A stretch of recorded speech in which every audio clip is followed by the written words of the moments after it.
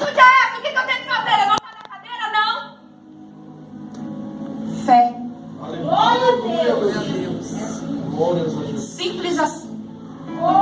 Você acredita que Jesus pode operar um milagre na tua vida nesta noite? Você acredita que o corredor da libertação pode te curar nesta noite? Você acredita que através da oração do bispo e dos obreiros num corredor, a tua vida pode ser liberta? A tua família pode ser liberta? O teu casamento pode ser liberto? A tua família pode ser salva? Basta você acreditar. Mas ninguém da minha família vem na igreja. Calma, fica na posição. Tem muita gente sozinha na igreja, eu sei.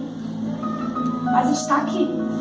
E através da tua vida, a tua família será salva. Através da tua vida, os teus filhos serão libertos. A tua família será curada. Aqueles que não acreditam no Deus Altíssimo, aqueles que não se converteram ainda da tua linhagem, eu profetizo na sua vida nesta noite. Eu profetizo na tua vida nesta noite, com a autoridade que vem do céu, que Deus colocou sobre a minha vida, que através de ti a tua família será liberta, os teus serão libertos, você será liberto. Aleluia. Aleluia.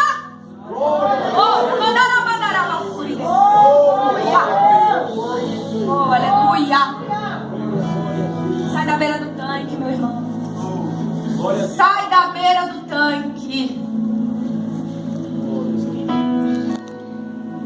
Irmãos, essa é a palavra que Deus tinha nesta noite.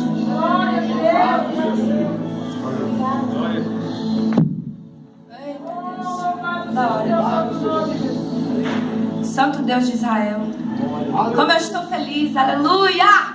Estou muito feliz de estar aqui nesta noite, de verdade. Estou muito contente. Eu agradeço a minha rica oportunidade em nome de Jesus.